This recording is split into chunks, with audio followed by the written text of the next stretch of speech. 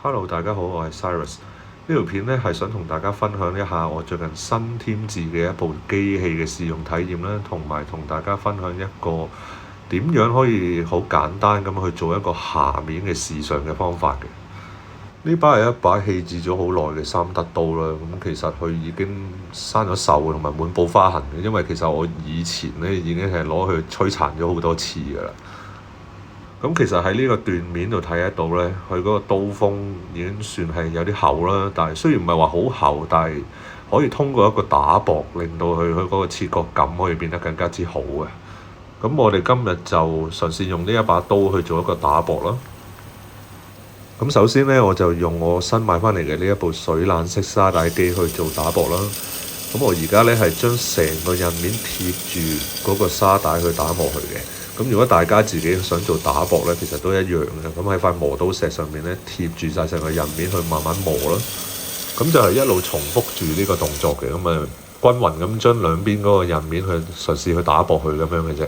咁啊，為咗條片唔好太悶呢，咁我就冇將啲片擺晒上嚟啦。不過其實呢，係可以見到嗰個效果係好顯著嘅。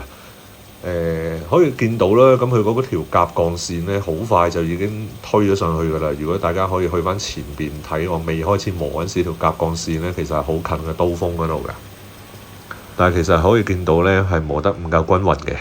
你可能見到條 Shinogi，即係嗰條鎬線呢，係磨得唔直啦，同埋可能會見到有少少粒粒突突一忽一忽咁。呢個就係個沙帶機嗰個研磨面積唔夠大，同埋我力度掌控得唔夠精準嘅問題。但係我之後呢，就會喺塊水砂輪機嗰度去做翻一個整平嘅，所以呢度就冇乜太大問題。咁我最一開頭用嘅沙帶係大概140目左右啦，但係140目嘅沙帶呢係會產生一啲非常之深嘅刮痕嘅。咁如果廚刀上面係佈滿咗咁深嘅刮痕呢，其實佢會極之快生鏽嘅。所以我哋之後仲需要用一啲比較幼身啲嘅沙帶去將佢打磨得比較光滑少少啦。咁我就磨咗400目啦，之後而家呢一條灰色嘅沙帶係800目嘅。咁啊，稍微將個刀身打磨得光滑少少之後呢，咁我順便將嗰個刀尖改做一個大角度嘅切庫啦。咁啊，因為有型啲啊嘛，我諗都好少人唔中意切庫型呢個刀尖嘅。咁將個刀尖改做切庫就冇特別啲乜嘢技巧咁，就係自己度好個角度啦。咁啊，畫條線咁樣，因住條線喺個刀背度慢慢磨入去呢，咁就會變咗一個切庫嘅刀尖㗎啦。咁啊，唯一要注意翻嘅就係你磨好咗個切庫之後，可能會有啲劈口喺度啦。咁記得將嗰啲劈口磨翻走啦，打磨翻去圓滑咁樣咯。咁之後會用到嘅就係呢一部水砂輪機啦。咁佢呢一塊磨刀石係1000目嘅。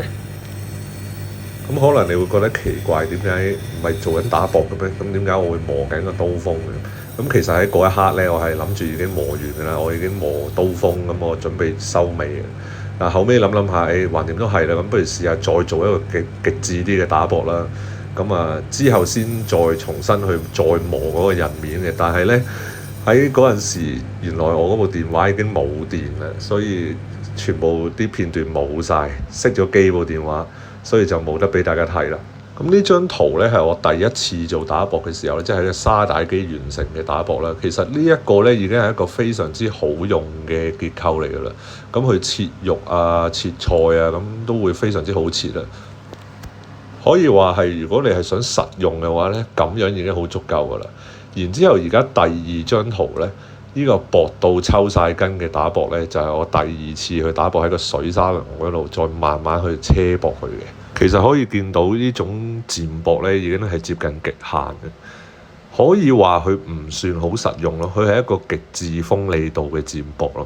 咁喺日本有一啲品牌或者有啲產品呢，其實佢哋都會將啲刀磨到咁薄嘅。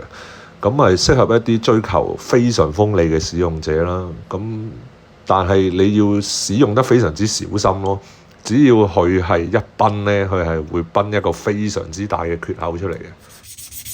咁打薄完個刀身呢，個表面上面會有各種嘅花痕啦，有啲斜線、直線啊、圓圈啊，乜嘢都有啊。特別我用咗水砂輪添，就係要用砂紙咁一步一步咁將佢所有嘅花痕重新去消除佢啦。之後由粗至幼，將佢慢慢咁打磨至光滑。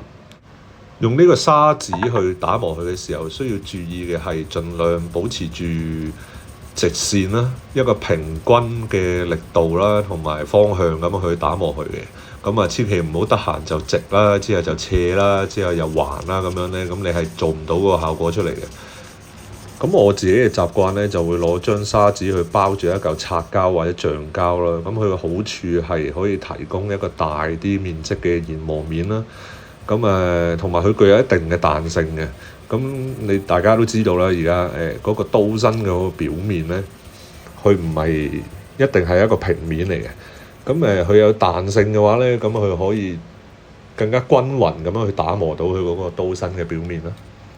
咁呢一度我就用咗400目啦、800目啦、1000目啦，同埋3000目嘅砂紙，咁就由粗至幼去打磨佢啦。咁而家大家睇到佢嗰個效果啦，但係咧會見到話仲有啲斜痕喎，咁點算咧？咁其實就得一個方法嘅啫，就係砍掉重練啦，即係由頭嚟過咯。但係我係選擇咗唔理佢嘅，我當睇唔到啦，因為真係好攰啊。咁到最後咧，呢個就係我最想同大家分享嘅一樣嘢。咁就係佢係一啲人造嘅磨料嚟嘅。咁以前咧，我想幫把刀去做一個下面嘅試嘗咧，咁我都會用一啲天然底石嘅產品啦，例如啲地鹽啊，或者印鹽嘅指甲石啦，或者一啲天然石嘅粉末啊，諸如此類咁樣嘅嘢啦。咁呢啲人造嘅磨料我都係第一次去用嘅，但係我發覺佢嗰個效果咧係非常之好啦，而且係快嘅。而且呢一款磨料可以有輕微嘅除鏽效果啦，同埋可以消除到輕微嘅刮痕嘅。咁平時用完嗰啲廚刀啦，咁佢可以攞嚟當係保養啦。攞嚟輕輕捽下佢，咁可以 keep 住把刀長時間都比較靚嘅表面啦。其實我用呢一款磨料去捽嗰個刀身咧，我大概只係捽咗1分零鐘左右嘅啫。咁其實見到呢個效果咧，同頭先用砂紙捽出嚟嗰個感覺已經係完全唔同啦。咁當然佢消除唔到嗰幾條斜嘅深刮痕啦，但係你見到成個刀面咧，佢係變得細緻咗好多嘅。咁到最後咧，我就用埋另一款磨料啦，同之前係一樣嘅。咁沿住一個方向咁去慢慢去打磨佢啦。咁要輕力少少嘅，比之前嘅要再輕力啲啦。咁同樣我都係磨咗1零2分鐘左右啦。咁見到效果㗎啦。咁今次呢兩款磨料俾我嘅感覺係驚豔嘅，因為佢的確係非常之簡單而且快捷啦。其實佢出嚟嗰個效果咧，已經係接近你係原廠買一啲日本嘅高級廚刀嗰個下面嘅係原廠嗰個狀態啊，我自己覺得啦。所以我係覺得非常之推薦俾大家去嘗試去使用呢一樣嘢咯。咁洗乾淨抹乾淨把刀之後，就同大家睇下個效果啦。咁其實我自己個人咧就覺得非常之滿意嘅，因為我喺砂紙去打磨佢嗰個步驟咧，其實打磨得唔算十分之細緻同均勻。但係用咗呢兩個磨料之後咧，佢出嚟嗰個效果咧係完全可以掩蓋到大部分嘅瑕疵嘅。咁最後同大家總結下啦。咁喺把刀呢個正面嘅咧，你見到近刀尾嘅嗰個位置咧，條夾鋼線咧係接近貼住個刀鋒嘅。咁其實就唔係我磨刀出現咗啲乜嘢問題，而係嗰個刀匠夾鋼出現咗問題。我研究咗呢把嘢應該係用一個瓦利哥米嘅方法去斷接啦。咁應該係完全人手去做斷接嘅，即係唔係用利器材。我諗佢嗰兩邊嗰個夾層咧，應該係一邊厚一邊薄。呢個就真係解決唔到啊！呢啲純手工嘅問題。因為我冇辦法再去打薄佢。大家見到個斷面圖咧，都可以見到其實把廚刀已經係薄到已經冇得再薄咁滯嘅啦。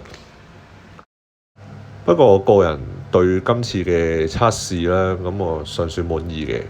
咁我自己嘅對於操作一啲機械嘅熟練度可能未足夠啦，咁可能日後慢慢去再熟練一下啦。嚟到最後啦，咁我就派一啲少少嘅福利嘅。點解我留到最後先講呢？